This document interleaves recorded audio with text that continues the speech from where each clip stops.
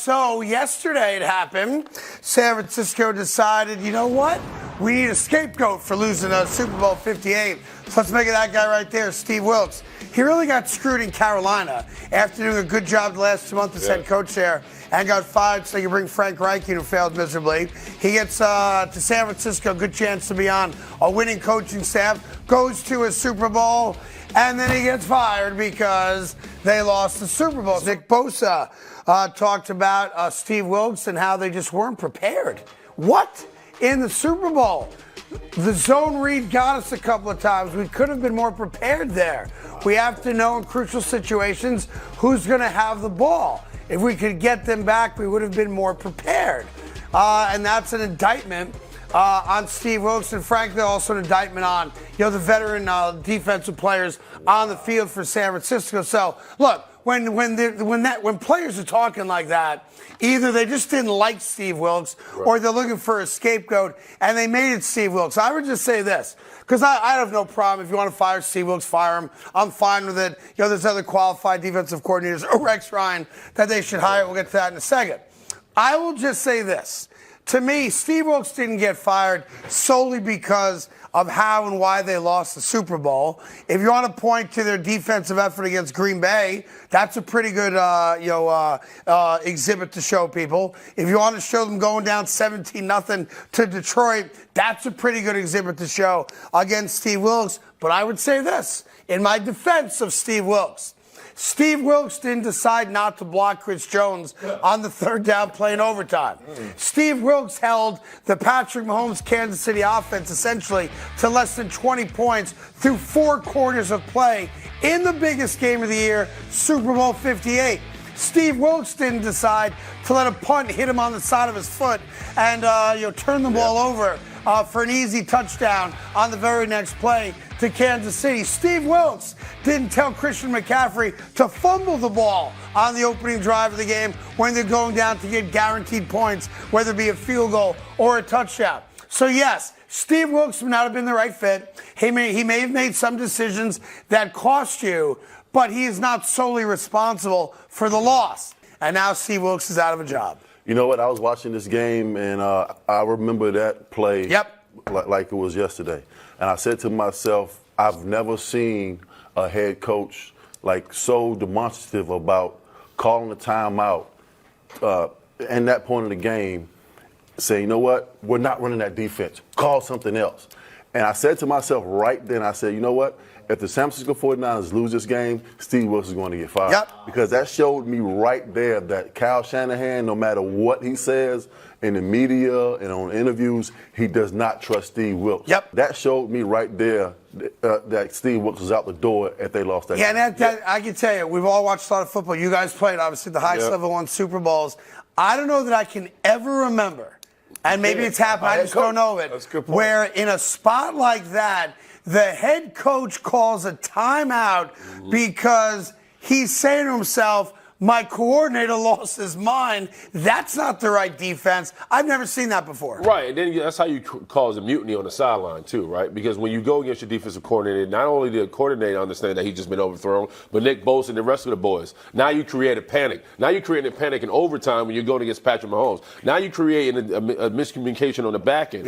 So if you're now Steve Wilks, you're saying, then what am I here for? Right? Because if that could happen in the biggest stage of the game. And to be fair, although Shanahan called the timeout and they did go to the man-to-man defense, Kansas City still scored a touchdown and won the game. So, I'm not saying that one play dictated the outcome of the game, but that one play is a magnifying glass as to the lack of relationship and trust, which is a great word there, Plax, between Kyle Shanahan and Steve Wilks, which, if you guys ever thought on it, I'm going to fast forward it real quick. Everyone good? Yeah. All right.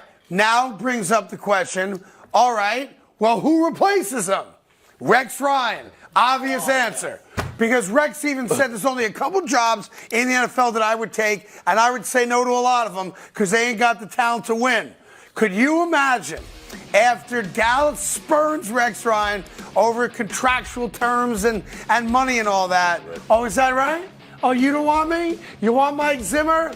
Guess where I'm going to go? I'm going to go to San Francisco, and the pedigree is there.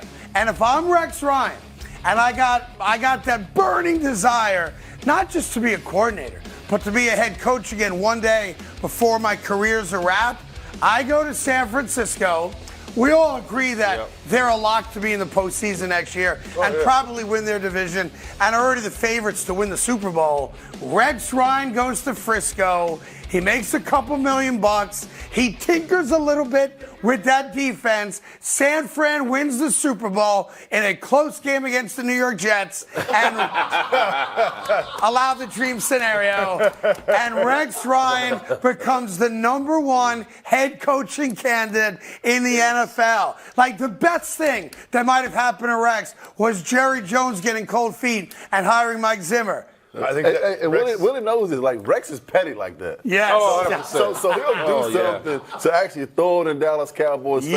Go over there and take this job with the San Francisco 49ers. But I'm looking at a role reversal. So if Kyle Shanahan was the coach in this Super Bowl, and Rex Ryan was defensive coordinator, and he went over top Rex's head to call a timeout, it'd have been fireworks on the they'll probably be fighting like his dad did on the sideline. It'd be worse the Kevin Gilbride, Buddy Ryan moment on the sideline right now. I think Rex is a name, but there's also Mike Vrabel out there. He doesn't have a coaching position. There's Bill Belichick out there. I don't think he's interested in being a coordinator. But still, I think Vrabel's a name that you should put out there. Rex is a name you should put out there. They have an opportunity to upgrade. But I also think you hit it right on head. There's obviously a disconnection between the players that were on that field and Nick Bosa and company and Steve Wilks. Because one thing knock on Steve Wilks was that he was too mild-mannered. He wasn't fiery. The last two coordinators, D'Amico Ryans and Robert Saleh, they were fiery guys. Those guys marched to the beat of the drum. You get Rex Ryan on that sideline? Come on now. I can't believe a guy of Nick Bosa's caliber. We'll say something like that. A first-team All-Pro defensive end, arguably the best football player at his position in the game, will come out and throw a defensive coordinator like Steve Wilks under the bus and say, we were not prepared for the zone read. They ran twice. If we had an idea of who was getting the ball, maybe we could have played better on defense. You know what? Read your keys and play football. Right. That's what the But game not is even on all top about. of that, Flex, you're 100% right, because Nick Bosa's been in the league long enough. He knows you make a comment like that, that's personal. That's not coming from a rookie. That's not coming from somebody who didn't play in this league. He's an all-pro guy. To be fair, and this is what I don't know the answer to this, maybe one of the 43 producers upstairs do. I'm imagining Nick Bosa made that comment after Wilks got fired. Still no Or did he make it before? That's not all right, so now being told now that he made that comment right after the game, but prior to Wilks getting fired. Now, to me, if you say that after the fact, well, there's blood in the water, you know the guy got canned, so it's easy to come out now and blame him. The fact that he said it also led to the firing. Well, yeah, but at the end of the day, even whether you said it before or after it, this is a guy we all hold to a different regard, right? This isn't a young guy saying it. Right. Nick Bosa understands if you're the captain, one of those captains on the defense, and you're saying you're not prepared, that's a direct correlation to your defensive coordinator. Because you're not talking about a rookie DB or a rookie linebacker. You're talking about somebody who, by all accounts, when Steve Wilks needs to play, he's not drawing up a defense for somebody else to get home. This guy's a rock star. He's drawing up a defense for Nick Bosa to get home. Just like you said after the Super Bowl. You know, your job is to play football. Right. The coaches make the calls, and your job as the player is to go out and try to execute that play call to the best of your ability. This whole situation feels personal because when I watched the football game, the Super Bowl, I walked away from that saying the 49ers defense showed up. Like, they basically shut out the Chiefs the entire first half, and they lost Greenlaw. Right. Like, don't forget that. They lost Greenlaw. Right. Like, I walked away from the Super Bowl saying the 49ers defense played much better in the Super Bowl than they did the previous two playoff games, and that they did a good job, which makes me feel it wasn't necessarily the X's and O's. It wasn't what happened on the field. It wasn't the zone read, like Nick Bosa says. This was a personal problem between Shanahan. Here's the problem, though. They did play better than they played against Detroit and Green Bay. You're dead right on that. The problem, though, is that they blew a lead at the end of regulation, and they blew a lead in overtime. Like, if that defense steps up and gets the job done, the parade's in San Francisco yesterday, not in Kansas City. Like, they allowed Kansas City to go 75 yards down the field. There's only one fourth down in that entire drive, and there's fourth and inches, about 6 inches. And the reality is that they never got to another fourth down. They did everything they wanted as they wanted to, and San Fran barely put up a fight. So from that standpoint, yes, they played better. And yes, if I'm Steve Wilks, I could, crow to the moon talking about how I held that offense to less than 20 points for 60 minutes. I did my job. My guys did their job.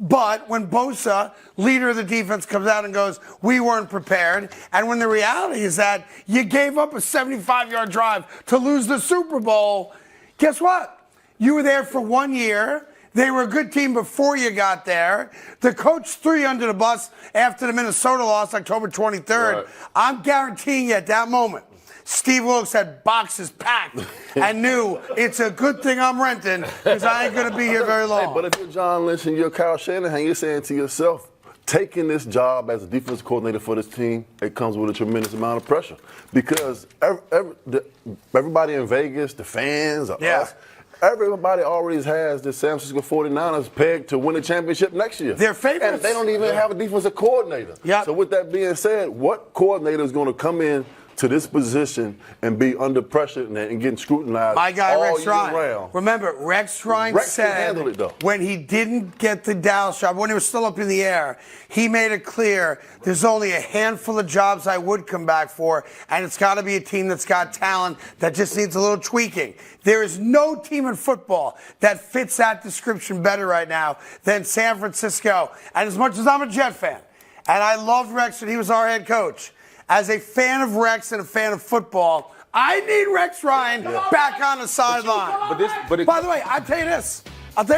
Since they've got the old quarterback in Brock Purdy, you add Rex Ryan to that coaching staff, there's a chance we're talking 17-0. Right, but I think we also have to answer. Craig Carton. When Wilks got the job, he took underneath.